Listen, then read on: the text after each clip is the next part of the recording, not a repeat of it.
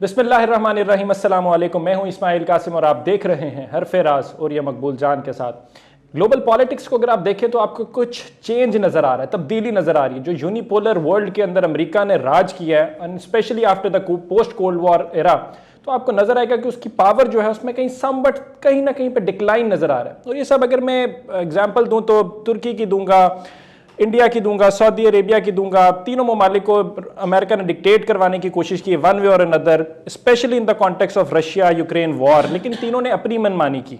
तीनों की अगर मैं हवाला दूं तो आपके सामने है कि इंडिया ने अपनी वो ऑयल इंपोर्ट नहीं कम की, प्रोडक्शन की बात की, सऊदी अरेबिया से कि उनको बढ़ाएं, उन्होंने डिक्लाइन कर दिया। एंड तुर्की ने भी अपनी मनमानी की। What do you think is the future? क्या जो यूनिपोलैरिटी है वो खत्म हो रही है यूएस की? देखिए 92 में डिक्लाइन ऑफ रशिया हुआ है। ठीक है। जब बर्लिन वॉल गिरी है तो उस वक़्त बर्लिन वॉल के गिरने के साथ लेनिन का मुजस्समा भी गिरा है। उसके अंदर वो जो कभी स्टालिनग्राड होता था, उसके पहले लेनिनग्राड होता था, उससे पहले सेंट पीटर्सबर्ग होता था, वो वापस सेंट पीटर्सबर्ग बन गया, वो गिर गया। तो 1992 से 2022 तक 30 साल का राज है ना टोटल। आप समझ रहे हैं। उस 30 साल के अंदर चाइना बिल्टअप हुआ और चाइना ने अपना जिसे कहते हैं एक सिक्का बनवाया इकोनॉमिक पावर के तौर पर। जापान इकोनॉमिक पावर था। जापान की सूरत हाल आहिस्ता आहिस्ता कम होना शुरू हुई और जापान की वो मोनोपोली उस तरह न रही। उसकी बेसिक वजह ये थी कि जापान भी इकॉनमी में चीप मॉडल पे आया था।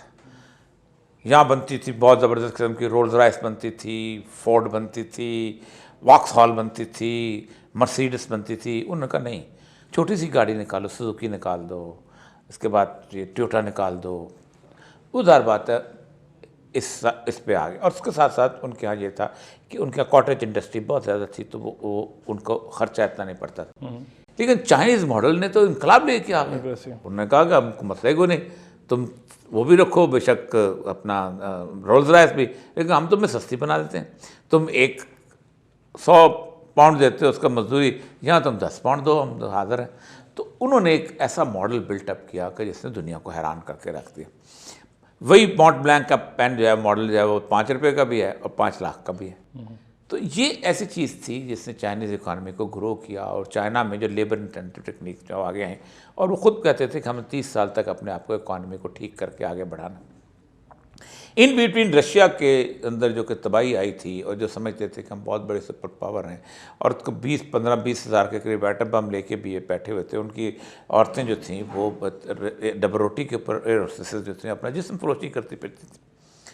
वहाँ उन्होंने ऑयल, उनके एक्सप्लोरेशन शुरू हुई और ऑयल बिकना शुरू हुआ। वो मार्केट में ऑयल में आ गए, वर्ल्ड ओवर मार्केट में आ गए। तो ये चीज़ें इसी 30 साल के अंदर बिल्टअप हो गई। असल मसला एक कानून फितरत है जिसको समझने की कोशिश करनी चाहिए कि दुनिया में कभी भी यूनिपोलर वर्ल्ड अल्लाह रहने नहीं देता। पुरानी सबसे कदीम तरीन तहजीबों में सबसे कदीम तरीन तहजीब जो है वो है बाबल व नैनवा की, यूफ्रेटिस एंड टिग्रिस, दजला और फरात की सरजमीन। हज़रत इब्राहीम अलैहिस्सलाम उसी सरजमीन में आए, उर्फा के इलाके के अंदर। और वो नमरूद, सारे बादशाह को नमरूद कहा जाता था। उसके मुकाबले की जो सिविलाइजेशन थी वो थी इजिप्शियन सिविलाइजेशन। फ़राइन मिस्र होते थे, बाकी थी सब। फिर बेबीलोनिया ख़त्म हो गई, तबाह बर्बाद हो गई, मिस्र किसी हद तक रहा और रोमन्स आ गए। फिर रोमन्स ने मिस्र को फ़तह करना शुरू कर दिया। क्लेयोपेट्रा और उसकी कहानियाँ शुरू हो गई, एंथनी की और जूलियस सीजर और फलां। फिर एक तहजीब यहाँ से भी उठी जिसको अपना इसकी आतिश परस्तों की ज़ोरास्ट्रियंस की तहजीब जो ईरान में थी। फिर ईरान ने उसको शिकस्त दी। यरूशलेम के सेंटर से यहूदी जो थे उनको उठा के वहाँ ले गए हुए थे, अपना बाबल व नैनवा, उनसे मजदूरियाँ कराते थे। ये आए, उन्होंने आज़ादी दिला दी। फ़िरौन को हज़रत मूसा के ज़माने में गर्क कर दिया गया, वहाँ से फिर यहूदी, वहाँ से आज़ादी दिला। तो ये तहजीबों का मामला जो है ये हमेशा चलता रहा है। गुज़श्ता तकरीबन 100 साल से पहले पूरी दुनिया के ऊपर 4 बड़ी ताकतें जो थीं वो रूल करती थी। एक वो थी जिसके समुंदर में इसकी सरजमीन में सूरज को रूप लिया था, वो थी बरतानिया। ऑस्ट्रेलिया में भी बरतानिया है, तो न्यूजीलैंड में भी बरतानिया है, तो इंडिया में भी बरतानिया है, तो कनाडा में भी बरतानिया है।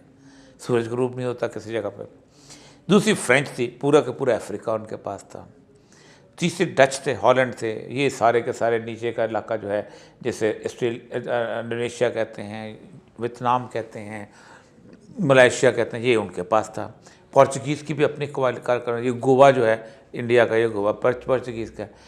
लेकिन सेकेंड वर्ल्ड वॉर के बाद अमेरिका ने चूँकि उस वॉर के अंदर मदद की थी और यूरोप तबाह हो गया था, तो मार्शल प्लान आया था। तो उस मार्शल प्लान के तहत यह था कि हम तुम्हें पैसे देंगे और तुम नेटो बनाओगे। नेटो बना लिया।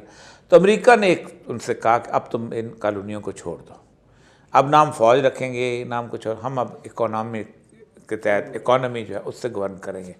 तो IMF आया, इंटरनेशनल मॉनेटरी सिस्टम आया, फिक्टिशियस करेंसी आई, सारा कुछ आया। उस वर्ल्ड पावर के तौर इंटरनेशनल डेट बिल्टअप किया लोगों के, उससे तहत उन्होंने गवर्न करना शुरू किया। उसी सिस्टम की वजह से उन्होंने फिर बाकी लोगों को भी अपना, जिसे कहते हैं, ज़ेरे बार करना शुरू किया। सबसे अहम तरीन बात जो थी, जो अरबों का जो तेल है, पेट्रो डॉलर कहाँ से निकला, वहीं से निकला है। उस पेट्रो डॉलर के तहत उन्होंने अपने आप को एक जगह पे कंट्रोल किया कि अब जहाँ पर भी रिसोर्सेज होंगे उस पर हम ज़बरदस्ती कब्जा करेंगे और उसको हम अपने ट्रांसलेट करेंगे पैसों में। 92 से लेके 2022 तक अमेरिका जो है, बल्कि 2019 तक लगा ले, बल्कि 20 तक भी लगा ले, अफगानिस्तान की शिकस्त के बाद एक वीक अमेरिका के तौर पे सामने आया। जो हालत हुई थी रशिया की, वही हालत अमेरिका की यहाँ पर हो गई। रशियन फोर्सेस भी भागी और ये भी अमेरिका के साथ देने वाले जितने सिपाही थे दूसरे, ये बिल्कुल वैसे वियतनाम वाला सीन काबुल एयरपोर्ट पे हुआ कि जहाज़ की तुम के साथ लटके हुए जा रहे हैं और ये हो रहा है, भाग रहे हैं और जा रहे हैं। रातों रात निकलना पड़ा सब, रातों रात वेपन्स भी छोड़े, 1,40,000 अमेरिकन जो थे वो निकले यहाँ पर, अमेरिकन उनके अपने भी साथ। तो उस दौरान अमेरिका जो था वो असल में चलता है 4 या 5 बड़ी असला साज कंपनियों की वजह से। तो थिएटर बंद हो गया, इंटरनेशनल वॉर थिएटर बंद हो गया, कोई इतना बड़ा मसला कौन। तो दे open the Ukraine border. Ukraine में उन्होंने पंगा लेना शुरू किया, यूक्रेन को बुलाया, उसने कहा कि हम तुम्हें नाटो में शामिल करते हैं ज़ेलेंस्की को। पहले तो उसको रिजीम चेंज कराई, फिर उसको वापस बुलाया और फिर उसको काम नाटो के आएंगे तो हम नाटो के यहाँ पर मिसाइल खड़ा कर दें। बेसिकली रशिया को इंस्टिगेट करना था। सेम लाइक पर्ल हार्बर में हुआ ये था कि जापान के करीब पर्ल हार्बर में उन्होंने अपनी डिफेंस जो थी वो विड्रॉ कर ली थी, वो खाली हो गई थी वो जगह, तो जब ताकि जापानी इस पर हमला करेंगे। तो कुछ सिपाही वहाँ खड़े थे, तो उसको बाकायदा वो कहते हैं ट्रूमैन को, उसने कहा कि ट्रूमैन उनको कहा जाओ, तो उसने कहा हम तो मारे जाएंगे, सिटिंग डक। उसने कहा नहीं, कौम के लिए कुर्बानी दो। तो वो जब उन्होंने उस पर हमला किया तो रिटेलिएशन अमेरिका ने हमला किया और जापान को तबाह पर बात करके रख। सेम वाज द केस कि यूक्रेन में हम ऐसा करेंगे। लेकिन हुआ क्या, चाइना ने रशिया को कहा तुम बह जाओ। तो उसने सबसे पहले तो 2014 में जब रजीम चेंज हुई तो उसने पहले तो क्रीमिया पे कब्जा किया और 5 पोर्टें ले ली। फिर सेकंड टाइम जब उसके बाद ये दूसरा हुआ तो उसने फिर यूक्रेन के अंदर दाखिल हो गया। तो वो ख्वाब अमेरिका का पूरा नहीं हो सका इस जंग को आगे बढ़ा के करने का और बड़े मैदान जंग में कम्पीट करने का। ये काम उस वक्त भी पूरा नहीं हुआ जब बशार अल असद जो था उसके बारे में ओबामा ने तय कर लिया कि बशार अल असद को हमने निकालना है, लेकिन नहीं निकाल सका क्योंकि रशिया आ गया और कहा कि हम उसको डिफेंड करेंगे। और फिर देर ज़ूर के ऊपर एक फ़रात के एक तरफ रशियंस हैं और फ़रात के दूसरी तरफ जो अमेरिकन बैठे हुए हैं और वो इस किस्म की जिसे कहते हैं पीसफुल को एक्सिडेंस। तो यूनिपोलर वर्ल्ड कभी दुनिया में नहीं होती। यूनिपोलर सिर्फ अल्लाह ताला की ज़ात है और वो रहने भी नहीं देता। जहाँ पर ये जो आपस में लड़ाइयाँ हैं, कुरान पाक की एक आयत है कि अगर हम ज़ालिमों को ज़ालिमों से ना लड़ाएं तो दुनिया में कभी अमन ना हो। तो ये ज़ालिम और ज़ालिम आपस में लड़ते हैं तो दुनिया में अमन आता है। असल मसला इस वक्त ये हो रहा है कि आइंदा जो जंग आने वाली है, मैं ये समझता हूँ, मेरा जो बेसिक आइडिया है कि ये जंग जो है ये हमें नज़र आ रही है कि रूस और चीन की जंग है ना, ये जंग मुसलमानों की और वेस्ट की जंग बन जाएगी। चीन इंडिया के साथ लड़ता रहेगा। वो जो रसूल अकरम सल्लल्लाहु अलैहि वसल्लम की हदीस है ना 80 झंडों वाली, वो मलमतुल कुबरा वाली सूरत वो बिल्टअप होनी है। वो सारे के सारे जो 80 झंडे वाले यूरोप के लोग होंगे और हमारी मुस्लिम वर्ल्ड के साथ लड़ाई होनी है, क्योंकि at the end of the day resources आपके पास हैं, लड़ाई आपके रिसोर्सेज पे होनी है, मामला आपके साथ होने हैं, यूनिपोलर कहें या मल्टीपोलर कहें या बाईपोलर कहें, लड़ाई का दिन अब मैदान जंग जो है वो है हलब में, इदलिब में, और उनके नज़दीक अमाक में और बाबक में और हमा में और हमस में और सीरिया के दमिश्क में लड़ाई या fight is going to be there, और कहीं नहीं होनी, यहीं पर होगी। कितना आप कह रहे हैं किसी और जगह नहीं, बेसिकली वे उसकी एक वजह है। उसकी वजह यह है कि इस वक्त एक बहुत बड़ा तसव्वुर बिल्टअप हो चुका है इज़राइल के अंदर कि मशाया इज़ कमिंग, मसीहा को मशाया कहते हैं, मशाया इसका वो आ रहा है और वो आके थ्रोन हुकूमत कायम करेगा। तो इज़राइल के पास सारी के सारी गवर्निंग फोर्स है अमेरिका की, वो लड़ाएगा तो किससे लड़ाएगा? हमसे लड़ाएगा।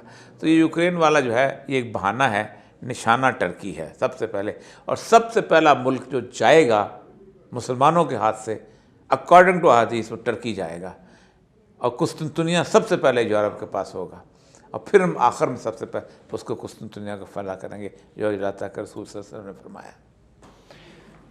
सारी बातें आपने सुनी, इनेविटेबल है, वॉर इज़ कमिंग, इसको नहीं रोका जा सकता। जैसा कि हदीस में कह दिया गया, उस चीज़ में जो लिख दी गई है, जो बात बोल दी गई है, वो होनी ही होनी है। तो उम्मत मुसलमान के लिए एक पैगाम है, इस वीडियो के अंदर भी एक रिमाइंडर आप लोगों के लिए कि तैयारी पकड़ें, वो दिन दूर नहीं है।